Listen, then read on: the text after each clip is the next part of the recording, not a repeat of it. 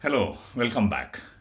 In our previous video, we looked into IO based testing and its disadvantages. Here is the summary of our discussion. IO based testing requires careful attention by the programmer, and there is no guarantee that the programmer will ever enter all the inputs and test the function thoroughly. And moreover, there is no proof that testing has ever taken place, and the whole process is repetitive and boring. And at the end of the video, we noted that computers excel at boring and repetitive tasks. Why not take the help of computer itself? That is something we will do right away. Let's switch to the Visual Studio Code editor, and we are back into the same program but with some modifications. Same isPrime function, but I have commented out those lines of code where we were doing IO based testing. Instead, we have introduced some other lines of source code. What do? Instead of taking those inputs from the user, from the terminal, we are directly supplying those and invoking the function. So here we are invoking isPrime with 0. Our expectation is the result must be false, isn't it? Because 0 is not a prime number, 1 is not a prime number, 2 is a prime number. So prime number is a number that is divisible by 1 or by itself, and it's a number which is greater than 1, isn't it? So in this case, 0 is not a prime number. So if this condition does not hold good, we want to scream about it. There is a saying that whenever a system fails, it should fail with lot of noise. Same thing we are doing here, right? So when this condition does not meet, we want to scream. So we print this assertion failed, 0 is not a prime number. We are printing that. Along with that, we are also printing the file name and line number. These two are special macros provided by the C environment, right? So whenever you compile, these will get replaced by appropriate file name and line numbers. So this information gets printed to the console whenever this assertion fails. We call this as a post condition or invariant that should hold good once you call your function. Let's see this in practice.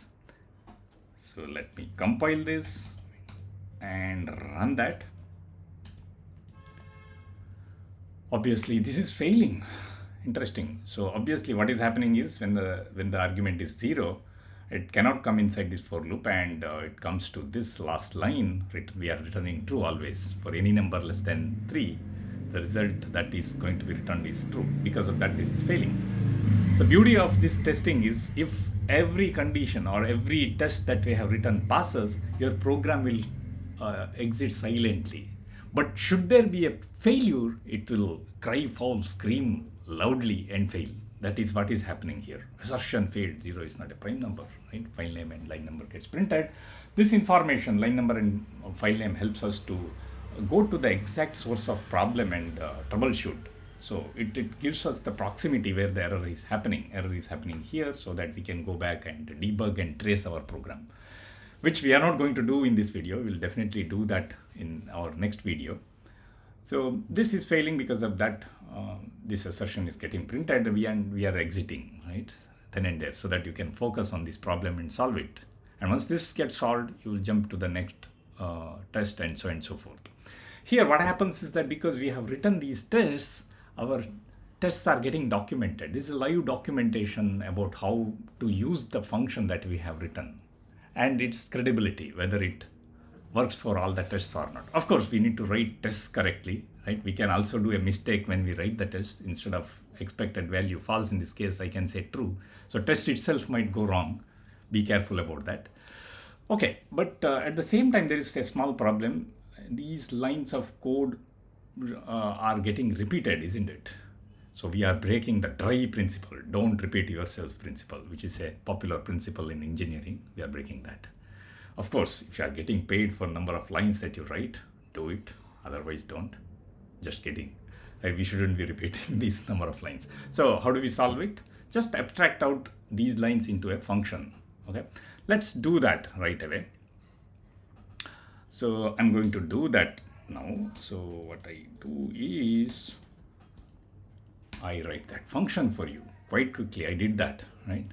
How do we arrive at that function?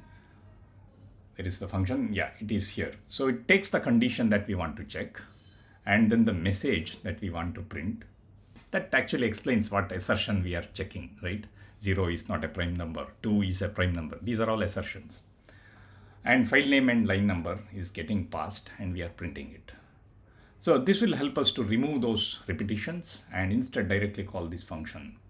Cool. But there is a small disadvantage. We have to still pass this file and line number here. If we hard code them here, what will happen is you will end up printing the same line number again and again. So to avoid that, you need to supply them from where you are actually invoking that function. So let's see this in practice again. Let me run that. Yep. So line number 43, where is this? It is here. So this is failing, means this function call is not behaving as expected, right? So there is a problem. We can go and troubleshoot that. All good, but having us always, forcing us to supply this file name and line number every time is not pleasant. Can we avoid that? Good question. So it is possible. C has a thing called as macro. We can, instead of writing a function, we can turn this into a macro.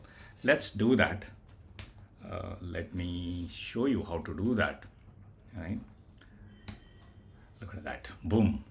Actually, what I'm doing is I'm maintaining this as a Git repository and I have branches. Okay, I just switch to that branch. Boom, you get that code. Right? The changes will appear there. So what did we do here? Effectively, we commented out that assert function, instead converted that into a macro. Now with the macro, what we can do is we can supply that file and line number macro inline here, because this is the code that gets replaced by the preprocessor when you compile your code, isn't it? So by doing that, we can avoid supplying that file number and line number every time you call that assert. That is the only change, right? Now it became very concise, neat, right? No more repetitions. Excellent, isn't it? But the question is, do we really need to write such functions or macros ourselves? It would be great if the language itself supplied such function or its standard library. You know what? Every language does have an assert function or macro in its standard library, be it C, C++, or Rust, Swift, whichever language you pick up, it will have an assert. You can go and check and you will get that assert somewhere in its standard library. Okay, you don't need to really come up with that. Thankfully, C language supports that inside a header called as not assert.h, right? And what we can do is we can do away with this custom macro that we wrote, right? Bid goodbye to that. The moment we do that, there is an error. It says that too many arguments for assert macro. Unfortunately, C language's assert macro does not allow you to supply this second argument, which is a message, right? So you need to remove that. Let's remove this. This is lines. These extra arguments. And yes, these extra arguments are removed. Now I can go ahead and test this as well. Let's quickly run this. Cool. Now you get this, right? Assertion failed. Result is equal to expected function main, line number 54. This is all good, but it is not readable. Result is equal to expected. What is result? What is expected, right? Since this is a macro, it is possible to exactly print whatever you are supplying as an argument to the macro, okay? So to make this more readable, what we can do is we can do away with this explicit result and expected, and instead make that invocation directly there, and instead of expected, put the actual value you are expecting like this, right? If you do this, then what will happen is your assertion will be much more readable. Look at that. Yeah. Cool. See, is prime 0 is equal to false. This is failing. So then and there you will figure out what is happening, right? Which assertion it is. Of course, you have this line number as usual. You can go and troubleshoot there from there. Cool. So what did we observe?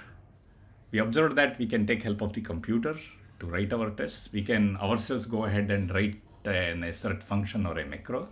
But thanks to the standard library of the language of your choice, It does support such a assert macro, so which we can use and write our tests. At the same time, a small problem we noticed, that is with the developer experience, where every time I make a change, I have to go to my terminal, compile the program, and run it.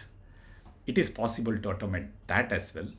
And along with that, we would like to understand and learn a practice called as test driven development, which is something we will take up in our next video. Stay tuned. Thank you.